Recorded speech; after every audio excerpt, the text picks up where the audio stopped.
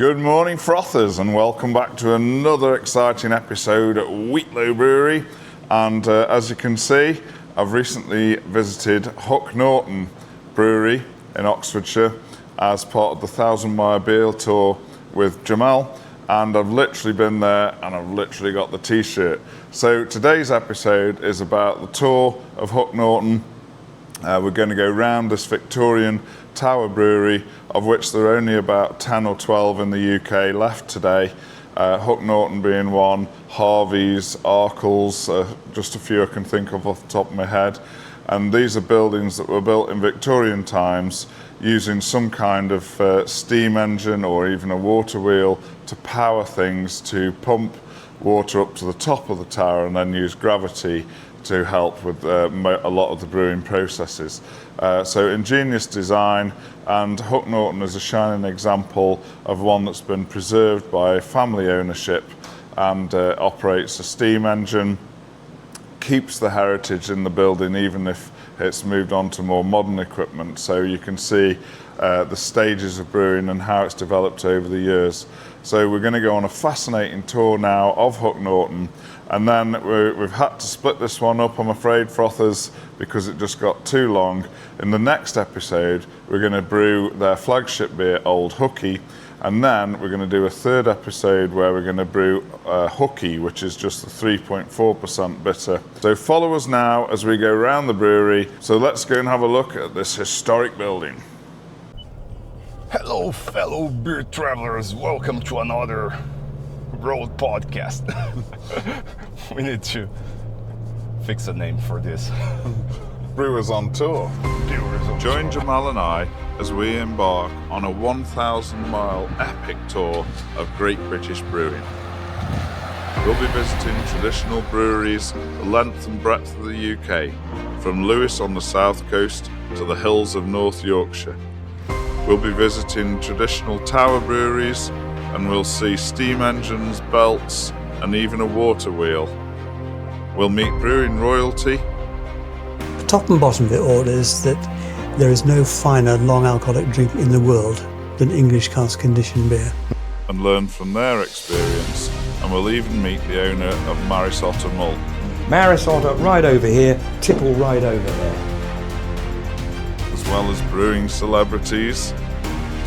We'll sniff more hops as we go round, and we'll see more open fermentation that you can ever believe. I think that is exactly what it tastes like when I was a child. And well, you have to put it here. We'll meet more characters. Grab it, put it on there. Now everything in the brewery will be working. We'll see more machinery. Whilst Jamal drinks his way around the tasting rooms, I'll have to do the driving in the day at least, and put up with the water. That's for the driver. He wanted a pale ale. There you go.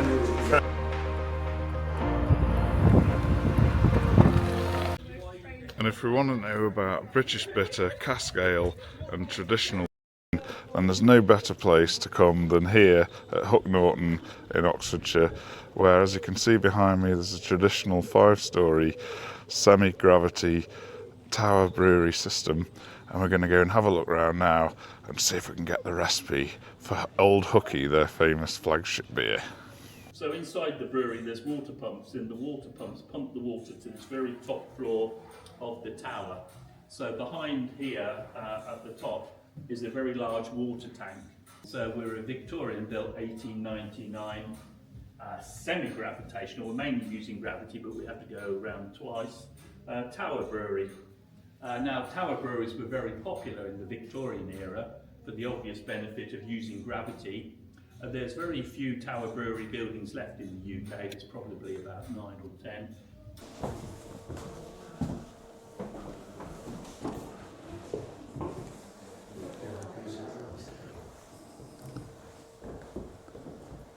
So this room that we've just walked into, you can see is architecturally very different to where we were just a moment ago. The reason this looks so different is we've just walked into the 1872 brewery, and this was built very much like a barn, a farmer's barn in which brewing equipment was installed, where out there was architecturally designed to be a brewery in the first place. and you pour it in here. So you end up in this hopper with the correct quantity of malt that you need for the size of brew that you're going to do tomorrow, and in the correct ratio of the various malts that make up that style of beer. I started drinking the beer though on my 18th birthday, and if you believe that, you'll believe anything, in about 1970. And my very first beer that I ever drank was a pint of Hooky, and there's been about 5.5 decades in between, and the very last beer I ever drank was Hooky, but there we go. Now these two boxes here, they hide a belt, and the belt is coming down on my left around a pulley and up on my right and round another pulley, and on the pulley is a large number of cups just bolted on. If you take off this side panel and take a photograph, you get this, which we've thoughtfully laminated to make as shiny and difficult to see as possible. So these are the cups, and they're literally bolted on. So as the cups come down, they start turning upright, and they go past the outlet of the hopper that we just looked at, and the cups fill full of the whole pieces of the malted seed, and that then gets taken upstairs. So about 3 weeks ago, that belt broke. So part of the brewer's job here is to manhandle it all out. It's full of seed, very heavy. You lay it out on the floor here, and you get teams. You get one team of brewers unbolting the cups.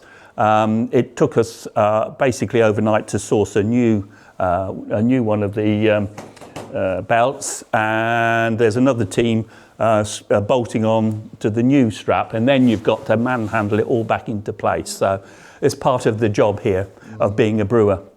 The big wooden box you're looking at is our 1899 grist mill, and we still use this every working day. The way it works is on the side furthest from me, inside there's a large drum, like an overgrown washing machine drum, that rotates around, and on the outside of the drum there's holes of varying sizes. And what it's doing is it's sorting the seed into 3 sizes.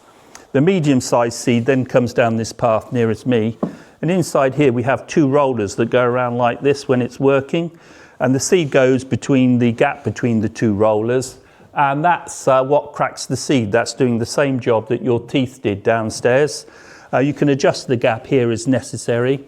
The smaller pieces of seed come down that path. Feel free to open the lid if you want. It looks identical. It's just that the roll, turn the handle, that's it. The 2 rollers are slightly closer together. So the small seed's coming down there, the medium size is coming down this path, and the large seed comes down this chute right by me. And we get such small quantities these days of oversized seed that it's not economic for us to do anything with. So we just put that straight out for the cows to eat. When this is working, it's a beautiful sight to behold. It's quite noisy, fairly dusty. We've got a bit of a nod to modern health and safety. Our biggest problem in here are the belts. The modern belts here are leather reinforced with nylon. The original belts would have been just pure leather. But they stretch and break from time to time, so that's another part of the work here of the brewers. So the grist, the cracked malted cereal, falls into this trough above my head, and then it gets moved along into this big box here.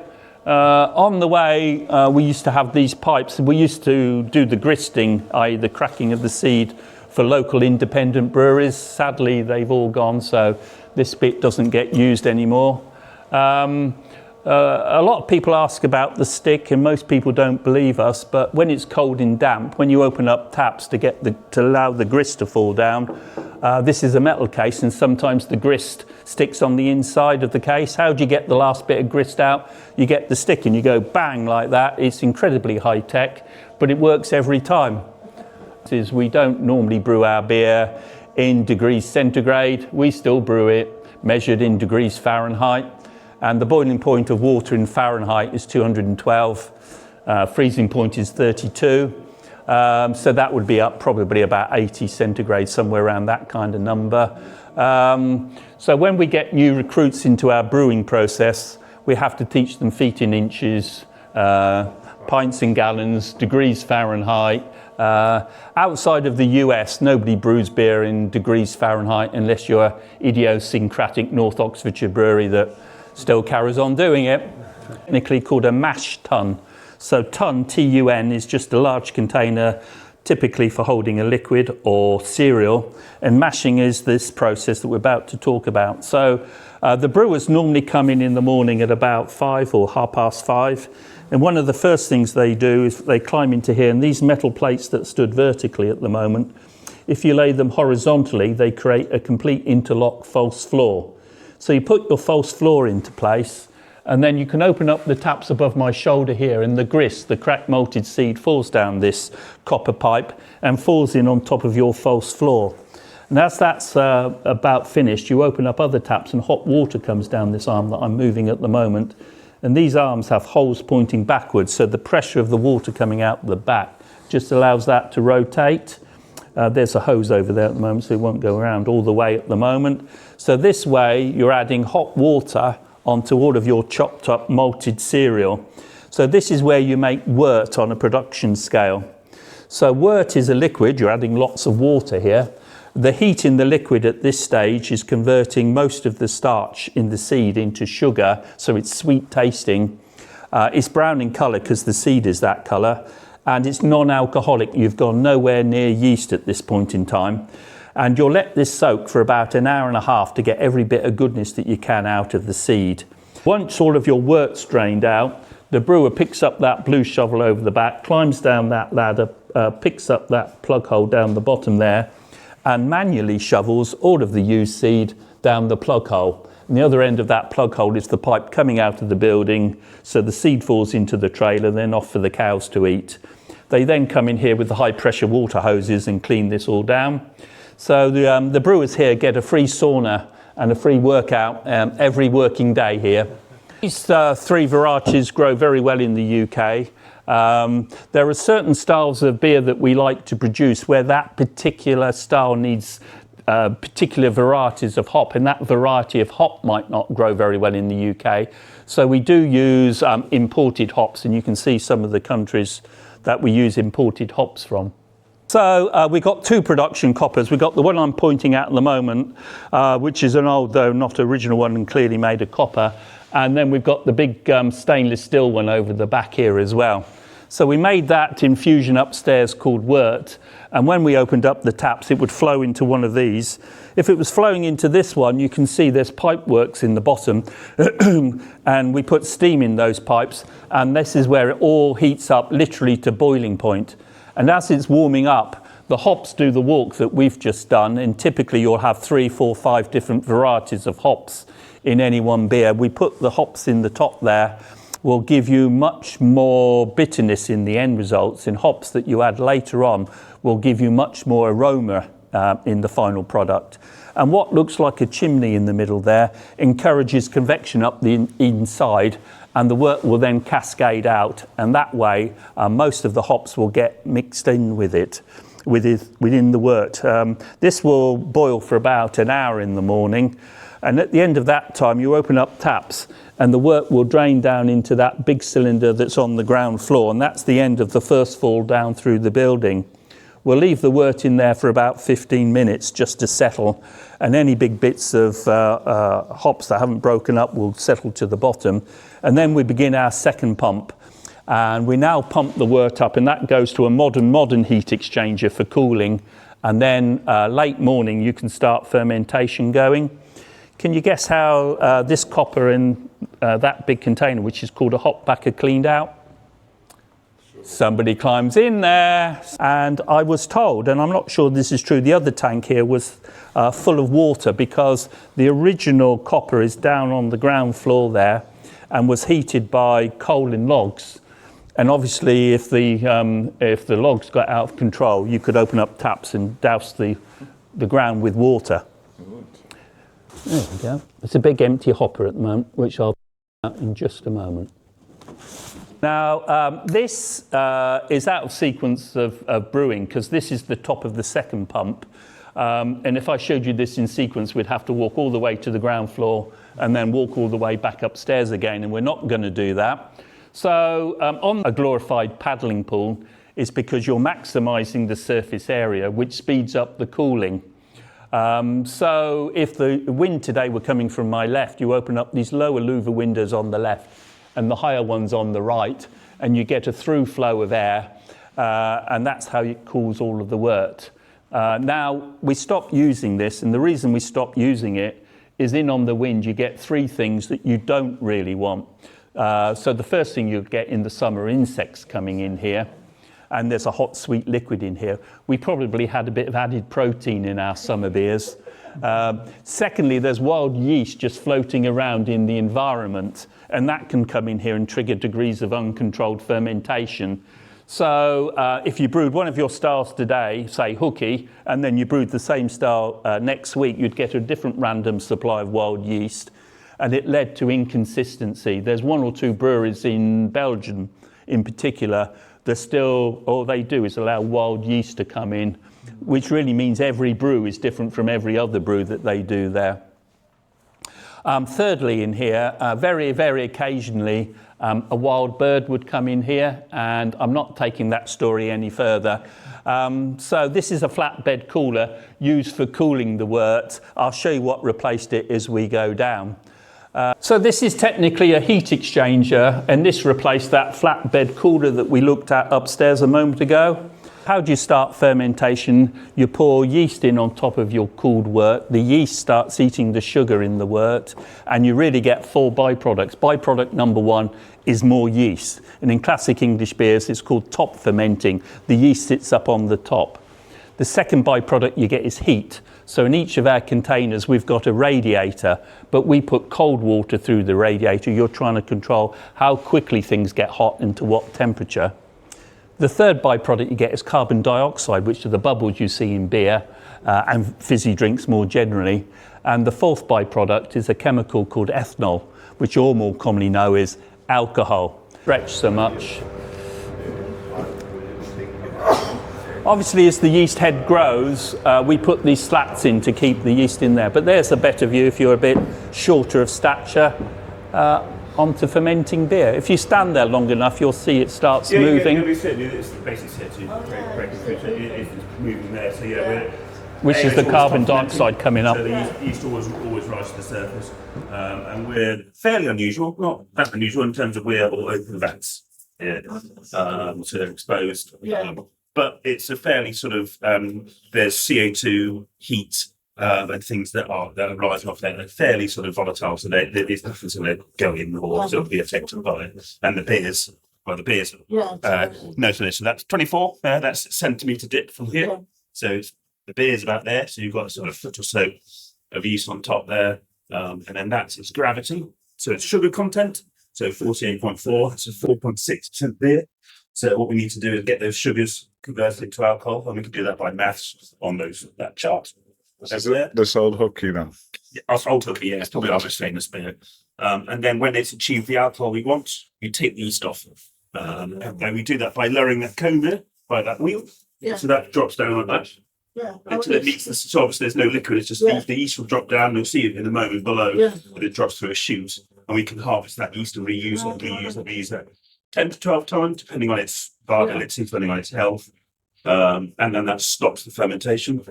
So it stops turning sugars into alcohol, and then we lower the temperature, which drops the yeast out of the suspension.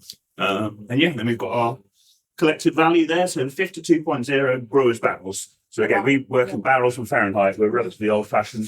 But if you want to translate that, so 52 barrels is, in pints, that would be 14,970 impressive. Times by 288, basically. So there's in a brewer's barrel, there's 288 pints. Is it a house strain, the yeast, then your own strain? Yeah, so ours is Whitbread from about the early to mid 60s. Right, okay. And then it will sort of evolve and stuff as you put it in your own beer and as you keep it in your own conditions. But yeah, so that's the slope we collect from Camden BRI, and every few months we get a sample sent, we graft that, and then we grow it up basically in sort of like small pots, and then you can kind of babushka it up, if you like, until it gets into the 5 barrels. Lovely. And so I potentially have a slope for you to give to Sam. Are you going back to Brazil? Yeah. Okay. Well, afterwards we'll have a chat. We can do something. Okay, thank you. That's nice. So nice. No, enjoy the rest of your time. Thank you. The fermentation vessel we were looking in is directly above your heads just here. And when Dave said about putting that cone and that funnel into the yeast head, the yeast would come down this pipe work here. And if we were going to reuse the yeast, we would put it into one of these containers here. And we've got 3 of these. These have just been cleaned out because we're about to replenish our yeast culture. The 3rd one is behind the shiny door over there, which is a refrigerated area. So that's our live yeast culture at the moment. We did until the 1960s, but you need a lot of space, a lot of specialist equipment and a lot of people. So we've outsourced our bottling. So a tanker comes down the road and the bulk of our beer is bottled at a company called Holden's, which is up in Cannock. So they drive the tanker up to Cannock and Holden's put the beer into bottles for us. The bottles then go on a second lorry up to Burton-on-Trent because Marston's are based there, and they distribute our bottled beer for us. Now, they do distribute it worldwide. Our biggest export market is Australia. It tends to be where there's a large expat community. But one of the places that they deliver our bottled beer to is our visitors centre. So if you happen to buy a bottle of beer at the end of the tour, it's been on 3 lorries to come back. I love modern economics. We're going this way, and this is a cask. This is the smallest cask size that we use. This size is 4.5 gallons, 36 pints, and is known as a pin. The next size up is this one here, which is a firkin, which is exactly twice the capacity, so 9 gallons, 72 pints. So these come back in from the pubs, hopefully empty. And when we're going to reuse them, they go through a cleaning facility the other side of the door there. And these have 2 holes in them, the casks. They've got one here and they've got one there. So having been cleaned, we put a new stopper like that in the top there. And there's a very technical tool for doing that, the brute force and ignorance tool. And this then goes with this outlet up on the equipment here, and you can fill 2 casks at a time. And then this day and age, there's a plastic stopper we put in there, again with the mallet. And once you've put that in, you push this forward onto that chain, and that moves in production, and that will carry the cask off through a tunnel and down into our cellars. We'll then keep this in our cellar for at least another week just to mature, and then this can be shipped out to a pub. If you ever go into a pub cellar, these casks are normally stored at a bit of an angle like this, with this outlet low down in at the front. And this outlet here gets connected onto a pipe that comes up to the vacuum pump that you'll see on the pub counters. As you're vacuuming up the beer, you need air to go in to replace the volume, else you get a vacuum lock. So there's a tapered wooden peg called a spile that's normally just banged into that bit there, which allows air to go in, but normally stops things like creepy crawlies going in the pub cellar. Now, once you've allowed air in here, the oxygen in the air will start interacting with the alcohol, slowly to begin with, but then it starts accelerating. So you need to drink the beer inside about 4 days.